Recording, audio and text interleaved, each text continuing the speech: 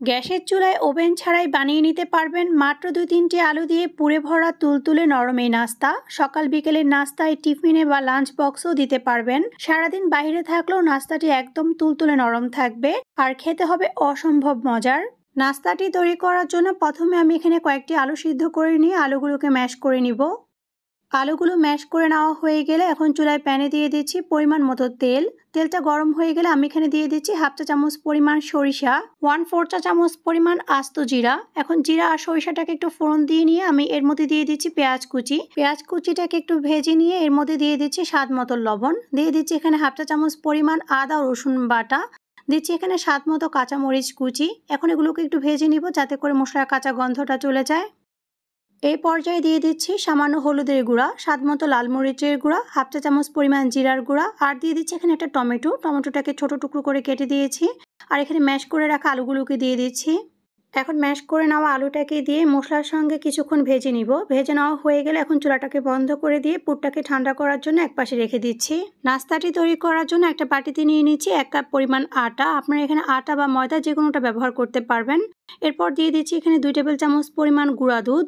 দিয়ে দিচ্ছি স্বাদ মতো লবণ, 1 চা চামচ পরিমাণ চিনি, আর দিয়ে দিচ্ছি এখানে 1 চা চামচ পরিমাণ ইস্ট। দিয়ে দিচ্ছি 1 টেবিল চামচ পরিমাণ গলানো বাটার। তবে আপনারা এখানে চাইলে বাটারের পরিবর্তে তেলও দিতে পারবেন। এখন শুকনো উপকরণগুলোকে প্রথমে ভালো করে মিশিয়ে নিব। মিশানো হয়ে গেলে এখানে কুসুম গরম পানি দিয়ে ডোটাকে তৈরি করে নিব। প্রথমে খুব বেশি পরিমাণে পানি না দিয়ে অল্প অল্প করে দিয়ে তারপর ডোটাকে তৈরি করে নিতে হবে। ডোটা তৈরি করে নেওয়া হয়ে গেলে এখন ডোটাকে 5 থেকে 6 মিনিটের মতো ভালো করে মথে নিয়ে আমি এর মধ্যে সামান্য তেল লাগিয়ে এটাকে রেস্টে রেখে দিব 30 মিনিটের জন্য। 30 মিনিট পর ঢাকনাটিকে সরিয়ে নিয়ে এখন ডোটাকে আবারও ভালো করে মথে নিয়ে আমি ডোটাকে 5টি ভাগে লেচি কেটে নিয়েছি। এখন কেটে নেওয়া লেচিগুলোকে আবারও ভালো করে মথে নিয়ে আমি এগুলো দিয়ে ছোট ছোট রুটি তৈরি করে নিব। রুটিটা বেলে নেওয়া হয়ে গেলে এখন আমি তৈরি করে রাখা আলুর পুর থেকে কিছুটা পরিমাণ পুর নিয়ে এখন আমি রুটির মধ্যে দিয়ে দিচ্ছি। দিয়ে আমি এখন রুটির মুখটাকে খুব ভালো করে সিল করে দিচ্ছি। এরপর আমি এটাকে একটু হাত দিয়ে চেপে দিচ্ছি। দিয়ে আমি এখন একটা ছুরির সাহায্যে এর উপরে একটা দাগ কেটে নিচ্ছি। এতে করে খুব সহজে একটা সুন্দর ডিজাইন তৈরি হয়ে যাবে। আমার এখানে একটা আলুর নাস্তা তৈরি করে নেওয়া হয়ে গিয়েছে আর বাকি সবগুলো নাস্তা আমি একইভাবে তৈরি করে নিয়েছি। এখন নাস্তাগুলোকে আমি 10 মিনিটের জন্য ঢাকনা দিয়ে ঢেকে রাখবো।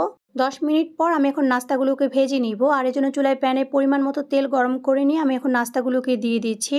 আর এই নাস্তাগুলো ভাজতে কিন্তু খুব বেশি পরিমাণ তেলের প্রয়োজন নেই। আপনারা চাইলে কিন্তু অল্প তেলের মধ্যেও নাস্তাগুলোকে ভেজে নিতে পারবেন। আর নাস্তাগুলোকে ভাজার সময় চুলার আঁচটাকে কমিয়ে তারপর নাস্তাগুলোকে ভেজে নেবেন। তা না হলে দেখা যাবে উপরে খুব দ্রুতই কালার চলে আসবে কিন্তু ভিতরে কাঁচা থেকে যাবে। তাই একটু সময় নিয়ে নাস্তাগুলোকে উল্টিয়ে পাল্টিয়ে সোনালি কালার করে ভেজে নিতে হবে।